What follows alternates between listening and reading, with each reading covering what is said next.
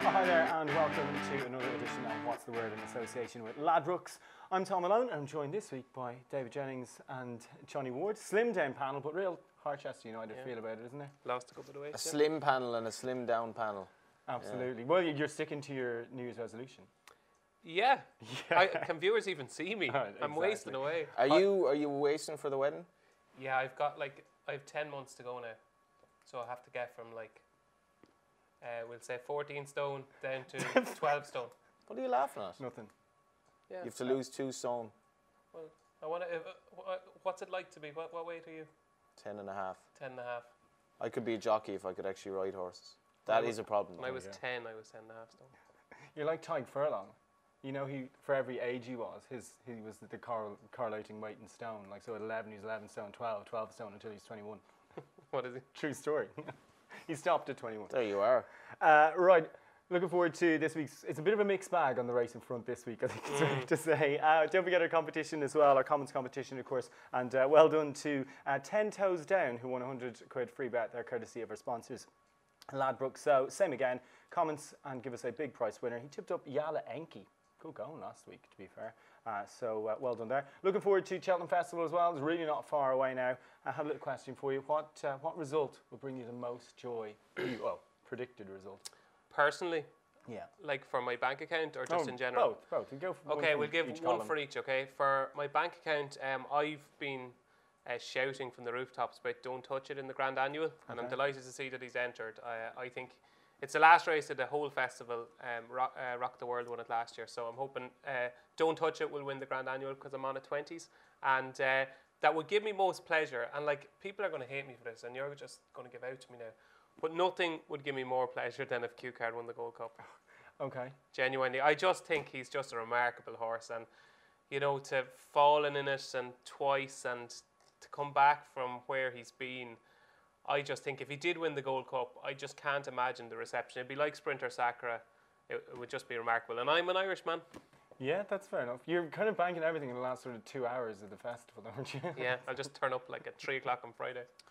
Johnny, you? Well, if Don't Touch It goes off favourite, which he might, you'll have 3 scorpion-bred potential favourites at the festival in himself, Burning Ambition, and obviously My Bite.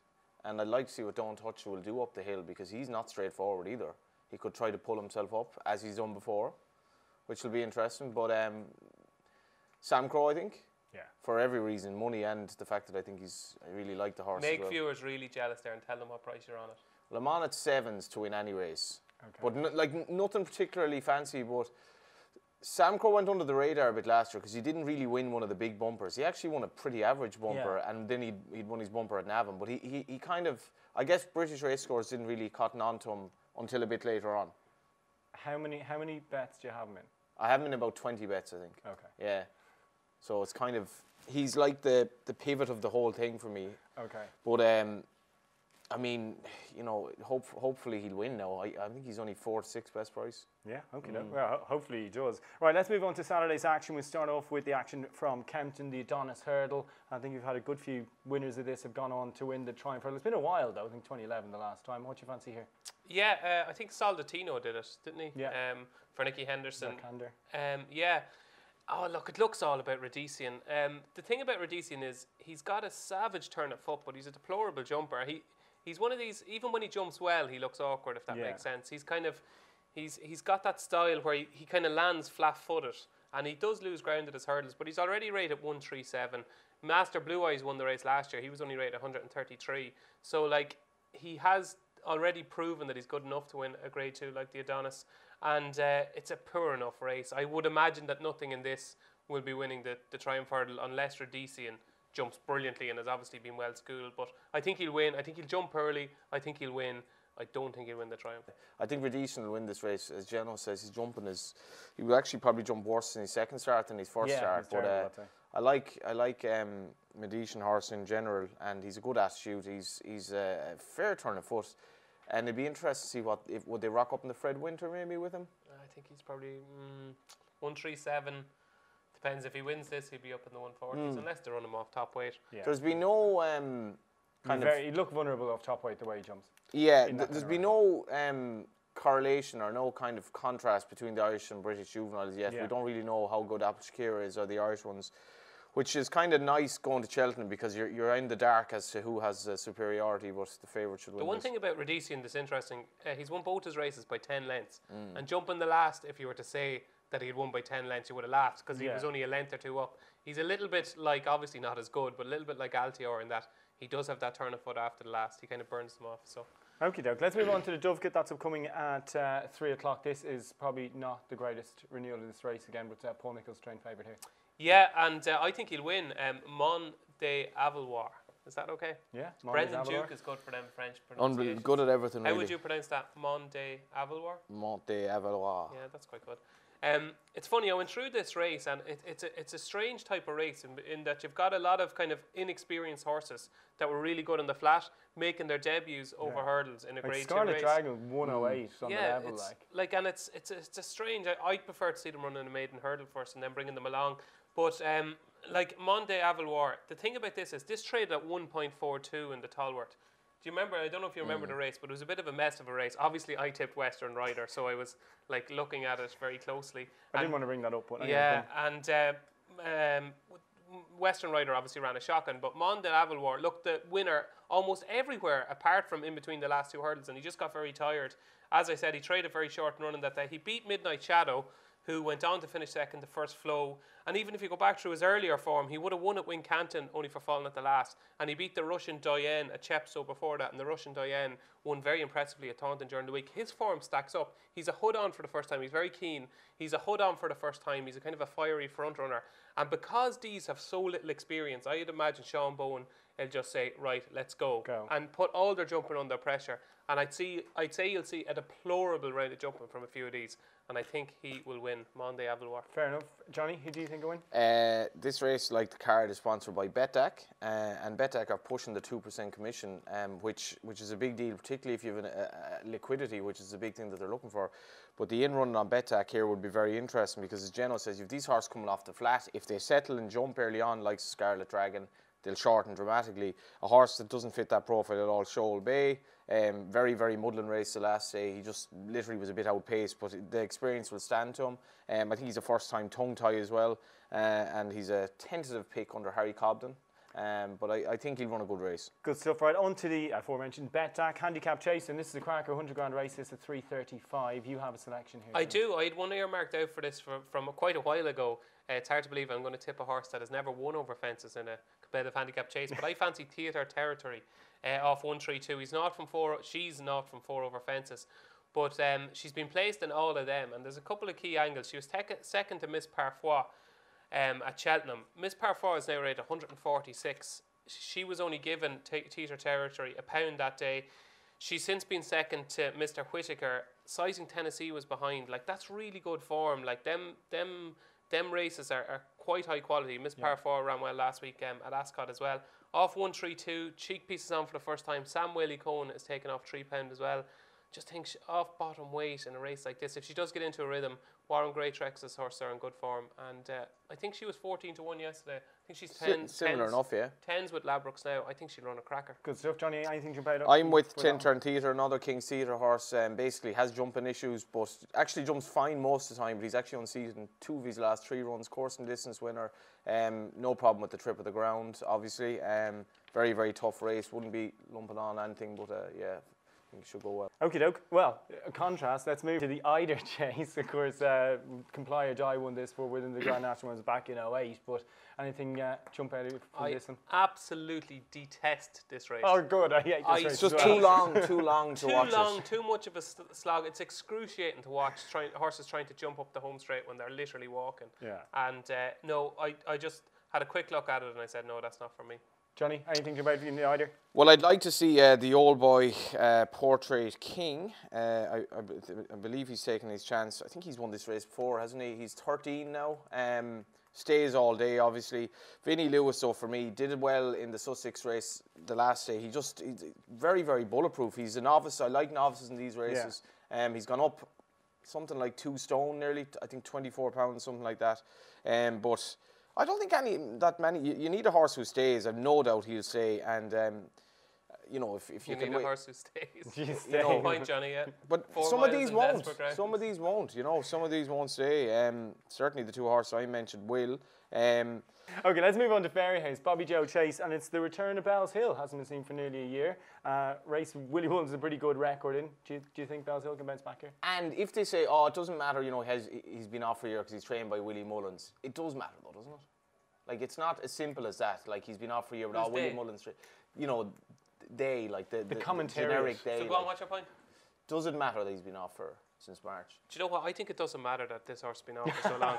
I know, but I know matters what you a mean. bit, though, It doesn't does matter a bit, but I went through this race and there's so many question marks about these. Like, a genie in a bottle looks a little bit gone at the game, doesn't he? Like, that should I forgave him the run at Newbury, but I couldn't. He ran a stinker in the Stinker and Tayestes. just- I thought with the circuit to go, this horse is going to win, and then he literally just started to stopped. sulk. Now, that day at Gorham Park, the ground was desperate and you'd forgive any horse. But I just wonder, is he just maybe thinking about it? And he's certainly not the novice he looked like last season. Mala Beach, I was giving Mala Beach a big chance in the Irish Gold Cup, like a really big chance. I thought he was the one that you knew what type of race he was going to run. After 2 fences, that horse was beaten. Now, obviously, they go a faster pace in a Grade 1, but he ran a shocker. He jumped slowly. I think that race will leave its mark on Mala Beach. I really do. And I think by process of elimination, Bells Hill will win. And you have to remember, and there's 3 key things here with Bells Hill. If you're worried that he hasn't ran for so long, first time out last year, he won a beginner's chase at Gorham Park. He won by 10 lengths impressively. Do you know what was second? Can't remember. Balco de Flo was second, okay? The year One's better before, round, though. the year before, he won first time out in a maiden hurdle at Cork. He won by 10 lengths. And first time out in 2014, he won a bumper at Thurles first time out. So he's won first time out every season.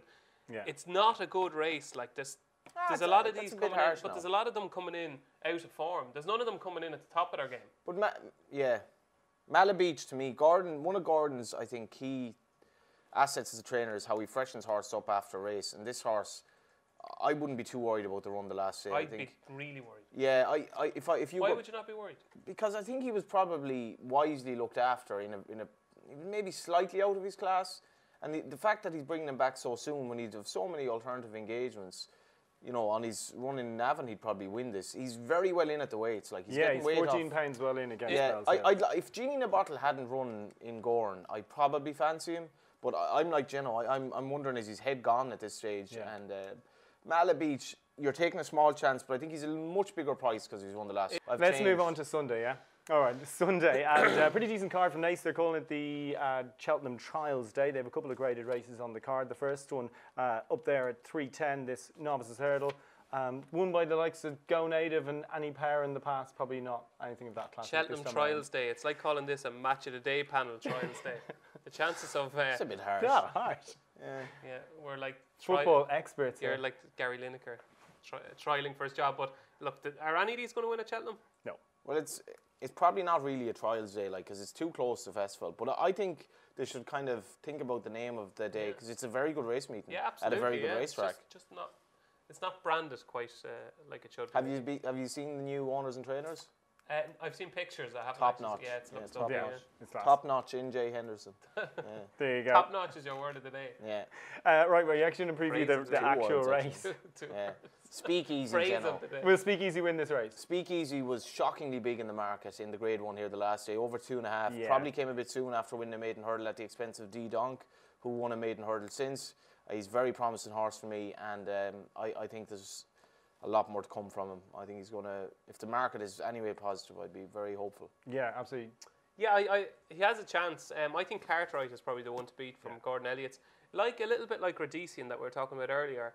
If you had known the distance Cartwright won by, you would have never guessed it Very at the last. strong Like he at the was wire, so yeah. strong. Like, and I almost thought in the race or in the after race interview with Gordon, like he was almost kind of, God, we're going to really have to step this horse up in class. Yeah. Gordon was like I think he was impressed by what he saw as well. I think he beat bugger all that day. That's all I'll say. me I too. think But Willie's geez, he beat horse them well, second.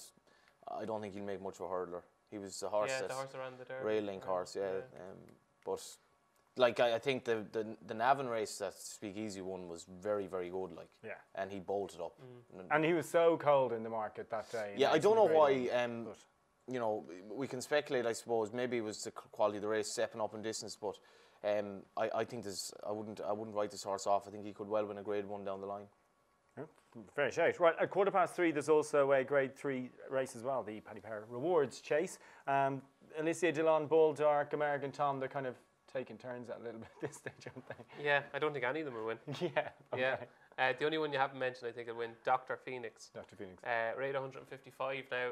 He's a 10-year-old. This is like, horses like this get forgotten about, how much improvement Gordon gets out of them. This is an incredible achievement, what he's done. To get that horse to win a €100,000 handicap chase at Fairyhouse, to get it up to a mark of 155, like the horse looked exposed when he got him.